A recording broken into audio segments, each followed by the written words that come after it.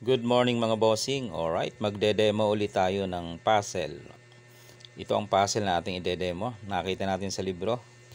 Maganda naman ang kanyang tricks, ang solution. So, ating ipapalabas.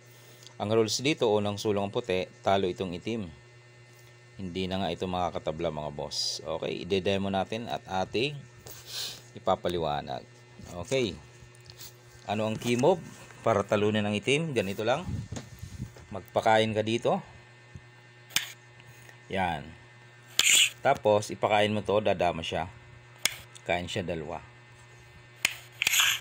Yun, nakadama siya. Sasabay ka ngayon dito.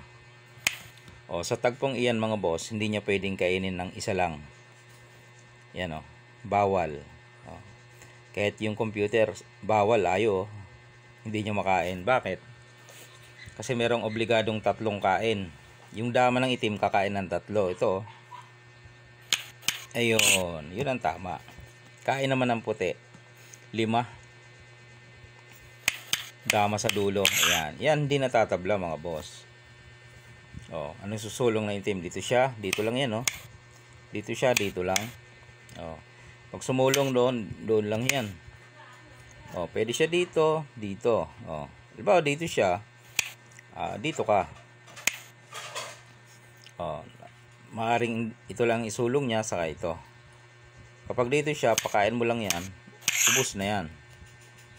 Uubusin yan, di ba? Balik lang natin. E, paano kung dito? Di bantayan mo naman dito. Wala nang kawalayan. Dito siya. Di ba? Kaya hindi na makakatabla mga boss. Kapag dito naman, dito ka lang. Dito siya, dito ka.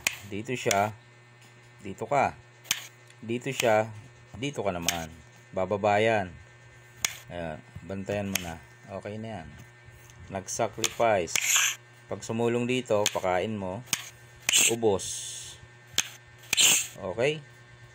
Paano kung ang ginawa ay sacrifice, tapos sacrifice ulit, then sumulong doon, o dito ka lang, dito siya, dito ka, pagdama niya, o pakain mo. Alright, o yan ang ating puzzle ngayong umaga na may magandang solusyon. Okay, maganda yung solution niya kasi may sabay, tinatawag na sabay. Pakain dito, pakain dalawa, yan, yun yung sabay. Nagagamit din ang technique niyan sa mga labanan. Alright mga boss, good morning. At ano ngayon, election. Wise Botley mga boss.